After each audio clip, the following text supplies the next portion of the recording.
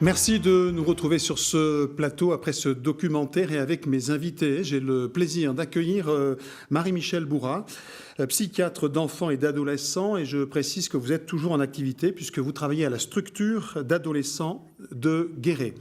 Également sur ce plateau, Jean-Charles Cerdagne, vous êtes réunionnais, enfin confié à une famille d'accueil, on va en parler.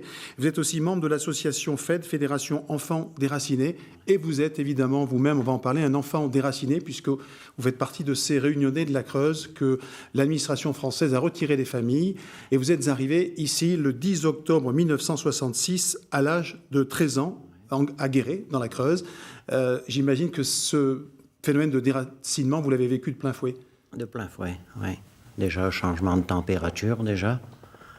Et puis, moi, je venais pour faire dessinateur industriel. Donc, j'en avais absolument besoin de vouloir faire ce métier. Et du jour au lendemain, je me suis retrouvé dans une ferme, comme esclave. C'est ça. Alors, Jean-Charles Cerdagne, avant de parler de votre vécu ici, vous étiez un enfant de La Réunion. Vous avez été donc, comment ça s'est passé ? Vous avez été retiré de votre famille. Racontez-nous comment ça s'est passé. J'ai été enlevé à ma famille en 1958 et placé dans une pouponnière parce que ma mère tombait souvent et était malade. Donc, de cette pouponnière, on m'a envoyé à la Plaine des Cafes, dans un grand foyer chez Marie Poitvin. Et de là, après, en 1963, on m'a mis chez une nourrice. Vous aviez connu votre famille Ah oui. Oui, oui, j'ai connu ma mère. Votre mère, vous l'avez connue, d'accord. Oui. J'avais connu ma mère, oui. Alors, Marie-Michèle Bourrat, on entend le témoignage, on va évidemment y revenir, le témoignage de Jean-Charles Cerdagne, qui est un enfant déraciné. Au fond, cette notion de déracinement, c'est un choc déjà émotionnel considérable pour un enfant. Oui, quand il y a un changement aussi crucial que celui que vous avez vécu, c'est effectivement extrêmement difficile parce que vous avez la rupture avec votre famille, mais ce que vous racontez, c'est que toute votre enfance a été un tissu de rupture, en fait. Même jusqu'à aujourd'hui encore. D'accord. Et ça m'a beaucoup intéressé de vous entendre préciser tout à l'heure, quand on vous a demandé quel âge vous aviez quand vous êtes arrivé ici, vous avez commencé par donner la date à laquelle vous êtes arrivé. Ça, c'est typique du souvenir traumatique. C'est-à-dire que le souvenir traumatique s'inscrit sous la forme de la date et on peut dire où on était à ce moment-là, ce qui s'est passé. Vous savez, quand on vit quelque chose qui devient traumatique, on garde cette inscription qu'on n'a pas dans la vie quotidienne. Il faut réfléchir. On peut retrouver tous beaucoup de dates, mais quand ça vient comme ça spontanément, c'est la marque de la rupture. Quand un enfant que je rencontre aujourd'hui me dit « mes parents se sont séparés » ou « j'ai été retiré de mes parents à telle date », je sais qu'il y a traumatisme là. Alors Jean-Charles Cerdagne, vous êtes arrivé à Guéret, vous aviez 13 ans, vous avez été confié à une famille d'accueil tout de suite ? Non, un mois après. Un mois après. Donc vous étiez dans un foyer ? J'étais au foyer à Guéret, le foyer de l'enfance. Ce foyer qui avait été soi-disant fait pour nous. Et vous n'avez pas compris ce qui vous arrivait au fond, vous êtes arrivé. Alors, quand je suis arrivé devant ce foyer, c'était écrit, il y avait un grand bandeau, c'était écrit « Bienvenue aux Réunionnais ». Vous étiez avec d'autres enfants réunionnais dans ce foyer. Voilà. Et donc, moi, quand j'ai vu ce bandeau, un mois après, quand j'étais placé dans cette ferme, je me suis dit, sur ce bandeau, c'était écrit « Bienvenue aux esclaves », pas « Bienvenue aux Réunionnais ». Alors justement, alors certains enfants sont restés en foyer, d'autres ont été accueillis dans les familles d'accueil. Quand on est enfant, j'imagine qu'évidemment le choix, il n'y a pas de choix, mais c'était en fait le fait de se dire on va en famille d'accueil, c'était un peu une sorte de réussite ou... Eh bien, de ce qu'ils nous avaient promis. Moi, je venais pour faire dessinateur industriel, donc je voulais faire architecte ou travailler dans une usine comme designer.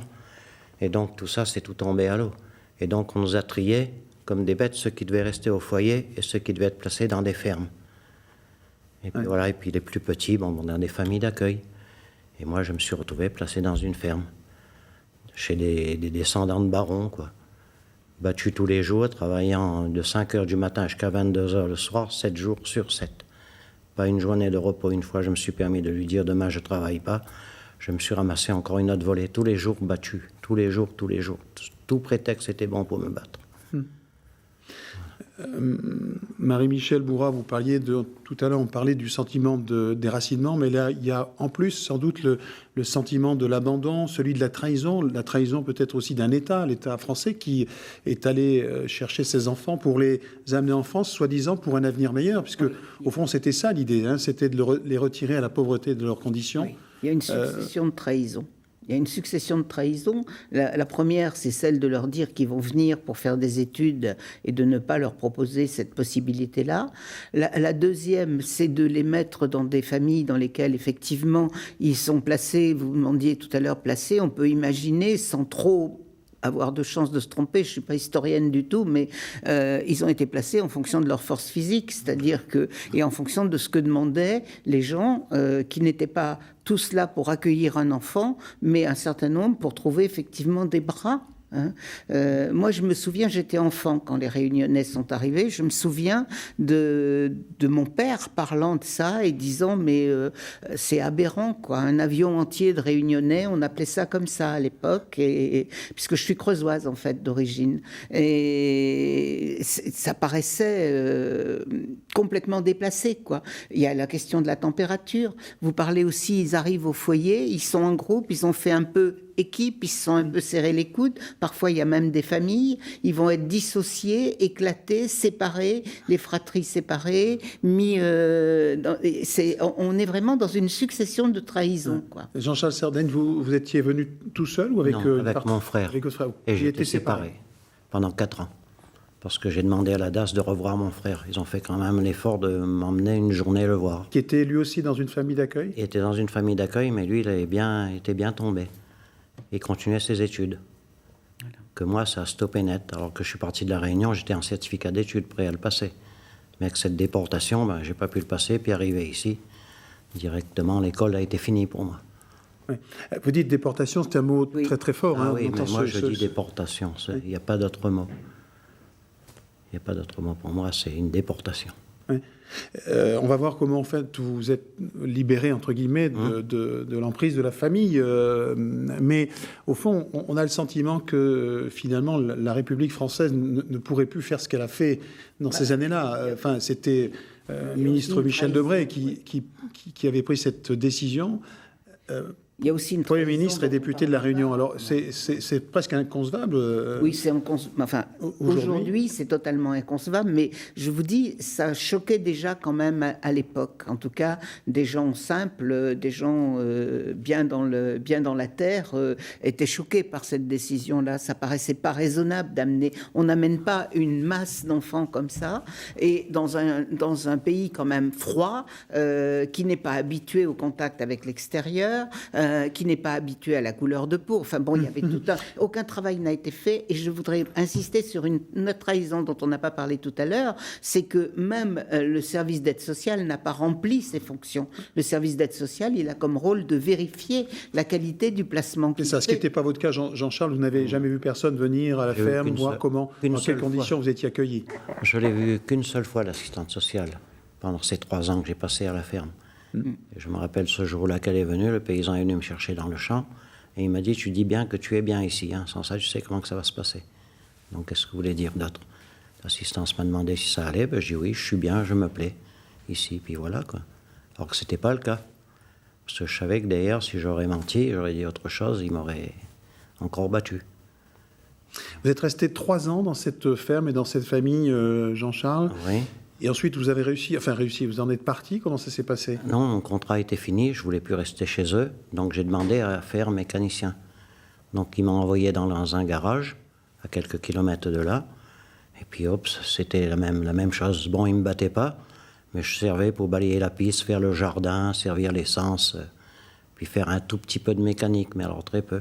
Puis je recevais des cours par correspondance, et ce monsieur n'avait pas le temps de me faire mes devoirs.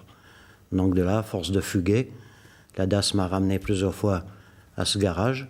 Et à force de fuguer, je suis retourné au foyer. Et là, ils m'ont laissé tranquille. Et vous étiez mieux au foyer que dans les familles d'accueil? Vous vous sentiez plus protégé en quelque sorte? Oui, parce qu'entre-temps, ils avaient mis un directeur de La Réunion. Donc, il y avait beaucoup d'enfants comme moi qui se sauvaient des fermes ou chez les employeurs où ils étaient. Donc, l'effet d'avoir ce monsieur réunionnais qui s'occupait de nous, c'était un peu notre papa. Puis on remangeait, on regoûtait un peu à notre cuisine et tout, qu'on avait totalement oublié, quoi, qu'on n'avait plus le goût de tout ça. Et vous aviez des liens ou des relations avec votre famille à La Réunion, votre mère, vous aviez Non. gardé... Non, pas Non, du tout. ma mère est décédée en 1965. Donc en 63, on m'a mis pipi de l'État. Déjà, là, c'est un mensonge de l'État, déjà. Qui c'est qui a osé signer comme quoi que je suis pipi de l'État, alors que ma mère existait toujours dans ce monde? Alors que moi, après, je suis arrivé qu'en 1966.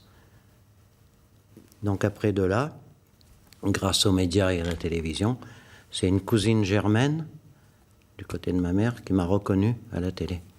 Et donc je l'ai rencontrée qu'en 2009. Vous vous rendez compte, de 1966 à 2009, toute cette déchirure, cette coupure qu'il y a?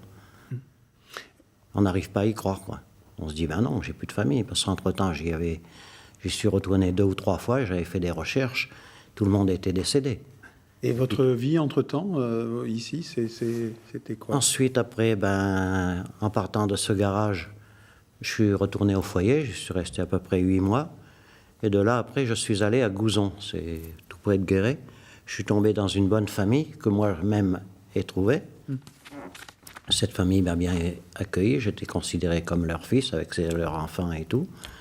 De là, 6 mois après, la DAS avait dû se renseigner pour savoir où j'étais passé. Ils sont venus et ils m'ont enlevé une autre fois pour me mettre dans un centre FPA à Bourges pour faire maçon. Alors que ce n'était pas le métier que j'attendais. J'ai dit, moi, je suis venu pour faire dessinateur industriel. Oui. On voit là, avec ce témoignage, Marie-Michel, qu'ils n'avaient même pas leur destin entre les mains, parce que finalement, quand on entend Jean-Charles, il avait trouvé une famille accueillante, et c'est une nouvelle déchirure, parce que vous n'étiez pas majeur, hein, c'est ça? Non. Donc, Est-ce que quelle année, ça? C'était alors donc 66, 67, 68, c'était en 69, fin 69, début 70. Oui. Ces traumatismes dont on voit encore les traces visibles quand Jean-Charles nous parle, est-ce que vous, en tant que médecin, psychiatre, vous avez été confronté à ce genre de choc émotionnel très fort? Oui, et il y a toute une population qui est encore une population déracinée. Il n'y a plus de transfert d'enfants comme il y a eu là, mais il y a encore en France aujourd'hui toute une population d'enfants qui sont dans des milieux complexes, dans des situations familiales difficiles, qu'on déplace quand il y a un problème, qu'on change de famille d'accueil, et qui ont toute une biographie comme ça, faite de ruptures successives, et qui n'arrivent pas à construire leur histoire, à devenir acteurs de leur histoire.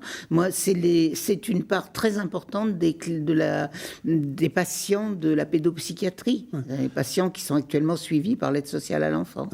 Justement, Jean-Charles Sardaigne, vous êtes réunionnais de cœur, ou vous allez quelquefois à La Réunion? Oui, de cœur et de sang. Et de sang? Oui, bien sûr, de sang, aussi. Louette. Et vous allez souvent à La Réunion? Vous avez retrouvé le lien avec cette terre d'origine? Oui, avec ma terre d'origine et puis ma famille que j'ai retrouvée aussi. Ouais. Maintenant, c'est eux qui viennent ou c'est nous qui y allons. Enfin, moi qui vais avec mon épouse et puis voilà. D'accord. Mais vous n'avez jamais songé à revenir sur cette terre qui était là? Non. Parce que vous aviez fait votre famille ici? Ma famille est ici et puis quand on va là-bas, on sent quand même un éloignement vis-à-vis des gens. Oui. Ils le sentent, ils disent, mais vous n'êtes pas de La Réunion, vous êtes un oreilles, comme on dit. Ben, je dis non, je suis créole, moi, je suis de La Réunion. Oh non, à votre accent, vous n'êtes pas du tout créole. Alors déjà, ça vous met encore un choc de plus. Oui. Vous avez des enfants? Oui. Et vos enfants, comment ils réagissent à cette histoire?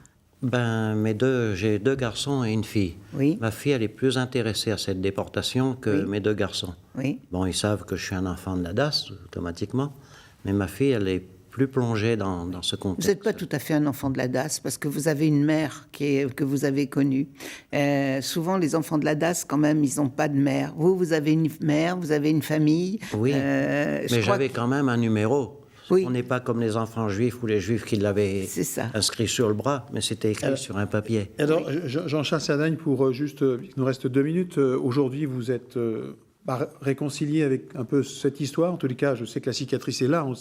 Mais est-ce que, au fond, vous êtes membre de l'association, je le disais tout à l'heure, Fédération Enfants Déracinés. Ouais. Quel est le sens de ce militantisme aujourd'hui? Vous voulez réclamer des comptes à l'État? Ah oui, oui, je ne peux pas laisser ça comme ça.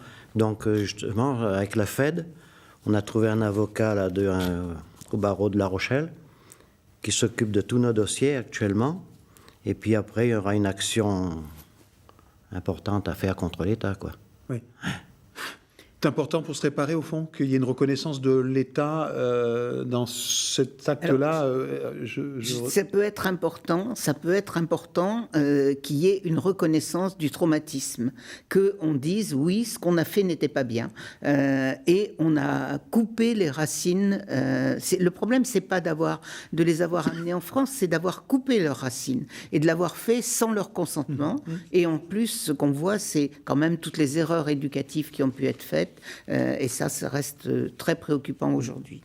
Jean-Charles Cerdagne, il nous reste une minute. Qu'est-ce qu'on peut, au fond, vous souhaiter aujourd'hui? Évidemment, ce combat que vous portez, et puis Une meilleure vie, et puis, bon, de toute façon, on ne peut pas oublier la blessure, et là, elle ne se refermera jamais.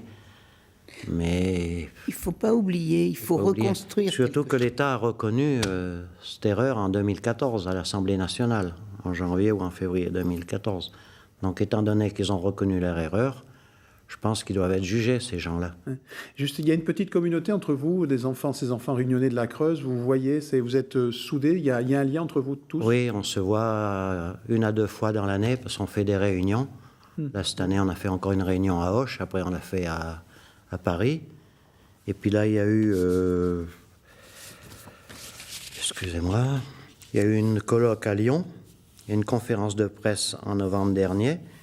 Et ce mois-ci, en janvier, il y a eu à Rennes, nous sommes interviewés aux assises de la citoyenneté. Très bien. Donc c'est quand même important. Bien, eh bien écoutez, on va vous souhaiter, Jean-Charles Cerdagne, de réussir ou d'aller au bout de votre résilience. Voilà, de construire votre résilience à partir de cette vie, de construire une nouvelle vie. Ce sera le mot de la fin. Merci à tous les deux, merci de vos témoignages, merci, restez fidèles au débat doc. Merci à vous.